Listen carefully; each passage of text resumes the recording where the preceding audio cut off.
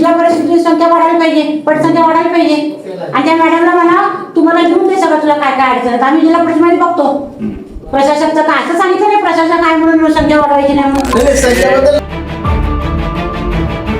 काय काय म्हणजे सांगा मला काय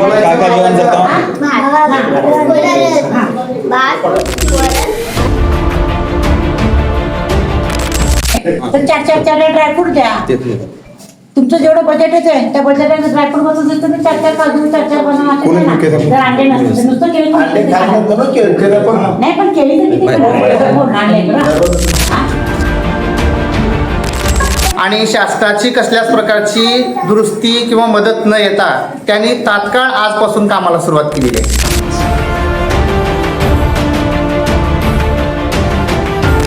मी ताईचं आले, आम्ही ताई असं आमच्या वडिलोपार्जित म्हणजे आमचं महादेव मंदिर असंच उघड्यावर आहे.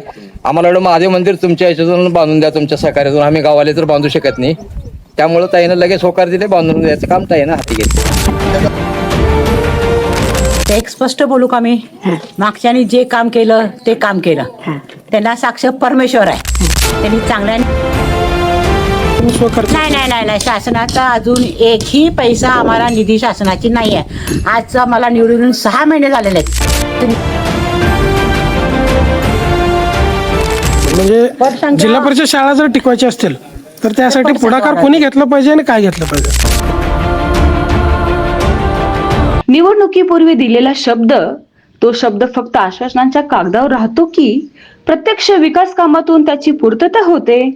याचं उत्तर उमरगा तालुक्यातील कोळसूर गुंजुटी गावात पाहायला मिळतंय.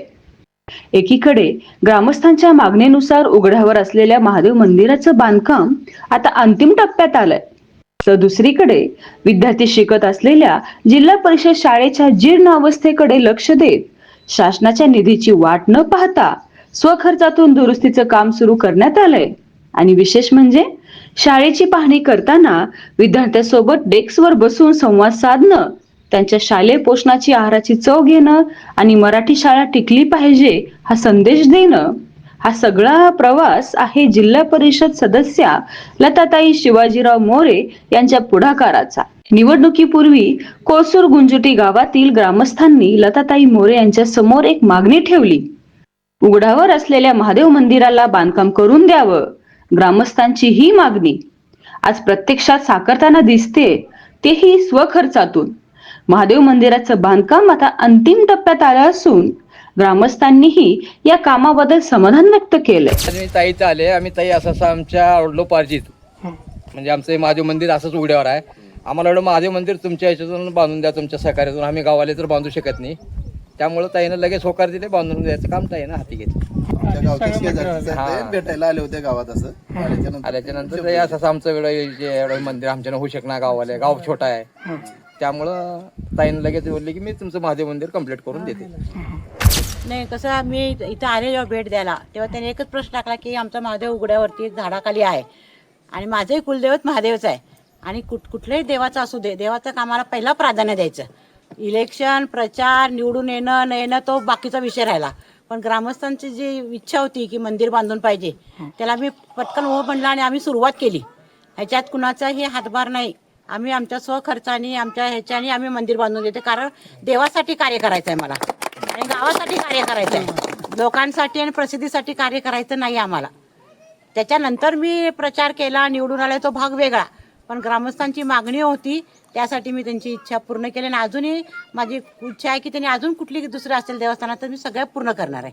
आश्वासन देऊन तिकडे जाणार नाही, आम्ही पूर्ण करणार आहे, एवढंच माझं. याच गावातील आणखी एक वेगळं वास्तव समोर आलंय. जिल्हा परिषद शाळेची जीर्ण अवस्था. 15 वर्षापूर्वी बांधण्यात आलेल्या या शाळेच्या इमारतीत आज विद्यार्थी शिक्षण घेत आहेत. मात्र पावसाळ्यात छतामधून पाणी गळतं आणि काही ठिकाणी स्लॅबचे ढलपे खाली पडत असल्याचं चित्र समोर आलं. मुख्याध्यापक आणि शिक्षकांनी संबंधित विभागाच्या अधिकाऱ्यांकडे पत्रव्यवहार करून ही समस्या मांडली. मात्र विद्यार्थ्यांच्या सुरक्षिततेचा हा प्रश्न दीर्घकाळ प्रलंबितच राहिला.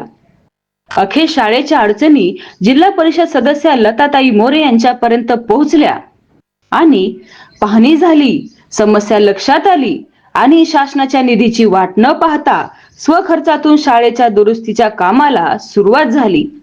शाळेत आणखी एक दृश्य लक्ष वेधून घेतलं. विद्यार्थ्यांच्या डेस्कवर बसून त्यांच्याशी संवाद साधताना जिल्हा परिषद सदस्य जणू मैत्रिणीप्रमाणे गप्पा मारत बसल्या.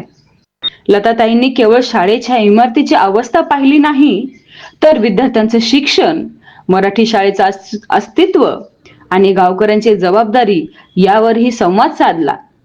मराठी शाळा टिकली पाहिजे.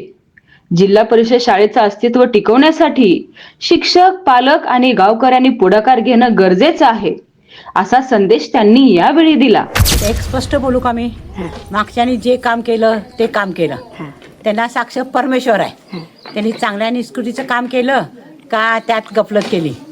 पण जे हा गैरव्यवहार झालाय हा शाळेच्या बाबतीत, हे असं नाही व्हायला पाहिजे. तर कारण जसे आता ही जिल्हा परिषदची मुलं आहेत, आपलीच मुलं आहेत ती लहान पोरं. समजा एखादं वरून कधी पडलं, काही दुर्घटनेला जबाबदार कोण?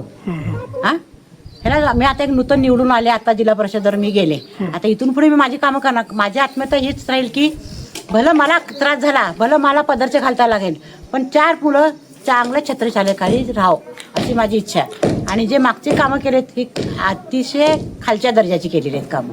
तर आता तुमच्या पुढाकारातून डॉक्टर फिक्सेट वरून लेप लावण्यात येत आहे. खालून जे काही धालप्या काढून त्याला चांगल्या पद्धतीने गिलावा करण्याचाही पुढाकार या ठिकाणी केलं जात आहे. केलेलं आहे. हा जे काही पूर्ण सिस्टीम तुम्ही आता कामाला लावलेली आहे, हे शासनाचं कुठे निधीचा वापर या ठिकाणी केलेला आहे का तुम्ही स्वखर्च? नाही, शासनाचा अजून एकही पैसा आम्हाला निधी शासनाची नाही आहे. आज मला निवडून 6 महिने झालेले आहेत ते निधी येऊन पडलेला आहे, पण अजून वाटप त्याचं झालेलं नाही.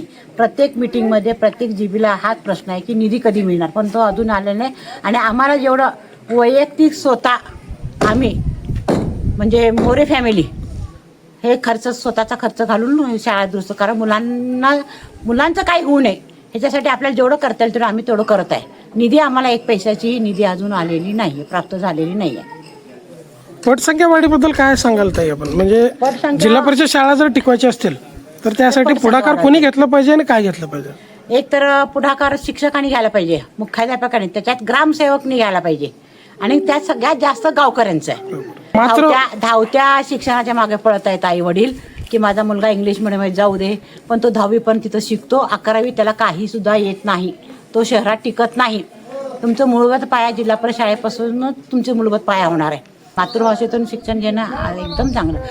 मंदिराच्या कळसापासून शाळेच्या छतापर्यंत कोळसूर गुंजुटीमध्ये 2 वेगवेगळ्या गरजा, पण दोन्ही ठिकाणी एकच अपेक्षा. गळतीचं प्रमाण आहे. बऱ्याच विद्यार्थी म्हणले की वर्ग खोल्यामध्ये बसल्यानंतर स्लॅबचा काही तुकडा खाली पडतं, हे काय प्रकार आहे आणि ह्याबद्दल तुम्ही काय पाठपुरावा केला? इथं ही जी जिल्हा परिषद कोळसूर गुंजोटीची शाळा आहे, या शाळेमध्ये मी याच वर्षी नवीन आलेला आहे. अगोदरचं जे बांधकाम झालेलं आहे ते बांधकाम माझ्या मते तर थोडं निकृष्ट दर्जाचं झालेलं आहे, आणि वरून पाणी साचत असल्यामुळं ती गळती लागलेली आहे. आणि प्रत्येक वर्गामध्ये पाऊस पडत असताना पाऊस पडला की साईडने पूर्ण बोलावा लागतो. अक्षरशः मुलांना सुद्धा बसता येत नाही. ना काही विद्यार्थी बोलले वरून धालप्या पडतात. हो, ढालप्या पडतात. ते वरून पाणी साचलं ना थोडं वरती, ते भिजून ते ढालप्या पडतात सर. बरं, याला शासनाकडून काय तुम्हाला रिप्लाय आला का? म्हणजे निधी वगैरे काय शासनाकडून काही सुद्धा आलेलं नाही. काय अपेक्षा होती तुम्हाला शासनाकडून आपल्या जिल्हा परिषद शाळेसाठी? शासनाकडनं ही जे गळतीचं काम आहे कायमस्वरूपी बंद व्हावं, पुढे चालून मुलांना धोका होऊ नये. एक वेळेस चांगलं जर काम केलं तर पुढे चालून काहीच अशी तक्रार येणार नाही, परत दुरुस्ती करा म्हणायचा प्रश्नच येणार नाही. दुरुस्ती व्हावी तर कायमस्वरूपी दुरुस्ती व्हावी. शासनाकडून काही रिप्लाय आला नाही तुम्हाला पाठपुराव्याला? मग लताताईंचं काय यामध्ये? आमच्या शालेय संस्थेचे अध्यक्ष लक्ष्मणराव तेलंग, सरपंच कोळसूरचे, आम्ही 5-7 जगदीश साहेब, एक 5-7 जण व्यक्ती चर्चा केली. आम्ही त्यांना दाखवल्यानंतर त्यांनी म्हणले की आपल्या तलमोड मतदारसंघातून जे आपल्या मोरेताई निवडून आले त्यांच्याकडे आपण जाऊ, प्रत्यक्षात त्यांना पत्रव्यवहार करून भेटू, त्यांच्याकडनं जी काही मदत मिळेल ती आपण घेण्याचा प्रयत्न करू. म्हणल्यानंतर आम्ही शिष्टमंडळ जाऊन त्यांना भेटलं आणि त्यांनी लगेच होकार दिला. अश्लेष भाया सुद्धा होते, त्यांनी सुद्धा होकार दिला आणि त्यांना तसा प्रस्ताव पण दिला आहे.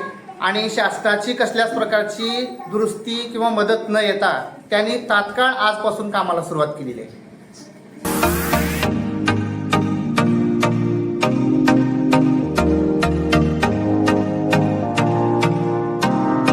आपल्या गावासाठी कोणीतरी पुढाकार घ्यावा.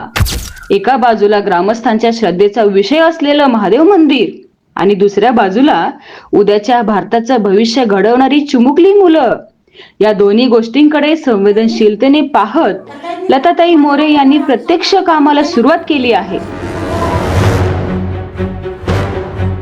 मंडळी, लोकप्रतिनिधींच्या कामाचं मूल्यमापन केवळ त्यांनी किती आश्वासनं दिली यावर नाही बरं का, तर त्यापैकी किती आश्वासनं प्रत्यक्षात उतरली यावर व्हायला हवं. कारण आश्वासनं देणं सोपं असतं, पण दिलेला शब्द कृतीत उतरवणं हीच खरी लोकप्रतिनिधीची परीक्षा असते. कोळसूर गुंजुटीमध्ये लताताईंनी घेतलेला हा पुढाकार इतर लोकप्रतिनिधींसाठी प्रेरणादायी ठरावा. आपापल्या भागातील प्रलंबित प्रश्नांसाठी निधी नाही, अधिकारी नाही, प्रक्रिया नाही अशी कारणं न सांगता जिथं शक्य आहे तिथं पुढाकार घेऊन जनतेला दिलेली आश्वासनं पूर्णत्वास नेण्यासाठी इतर लोकप्रतिनिधींनीही अशीच पावलं उचलावीत, हीच तमाम नागरिकांची अपेक्षा.